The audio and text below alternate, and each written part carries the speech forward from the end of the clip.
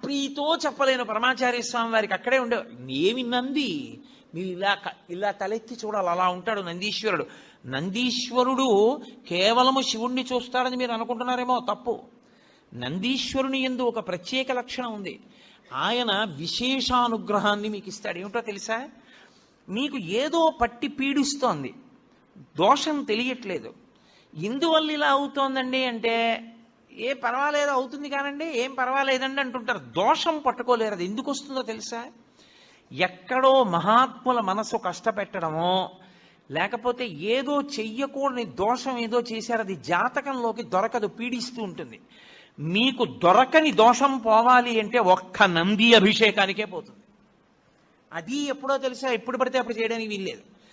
త్రయోదశి నాటి సాయంకాలం శివాలయంలో శివలింగానికి పొద్దున్న అభిషేకం అయిపోతుంది కాబట్టి అలంకారం చేసేసి రుద్రాధ్యాయంతో నందీశ్వరుడికి అభిషేకం చేస్తారు.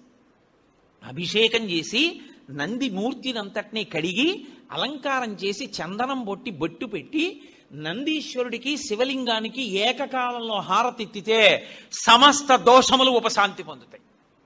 ఒక్క త్రయోదశి నాడే. ఇక ఇంకొక రోజు లేదు దానికి. దోష నివారణార్థం చేసేటటువంటి అభిషేకం నందీశ్వరుడికి ఉంది ప్రదోష వేళలో.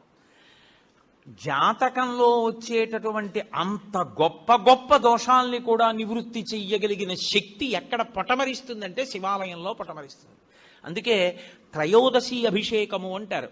దానికి నంది దగ్గర బయలుదేరి ప్రదక్షిణం చేసి నంది దగ్గరికి రావాలి. దానికి ఒక ప్రత్యేకమైన ప్రదక్షిణ విధానం ఉంటుంది. ఆ ప్రత్యేక ప్రదక్షిణ విధానంలో ప్రదక్షిణం చేసి మళ్ళీ నంది దగ్గరికి వస్తారు.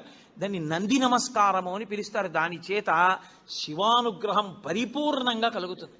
తత్తీర్థం తల మీద చల్లితే చాలు. ఎప్పుడైనా జరిగిందా ఇక్కడ నందికి అభిషేకం?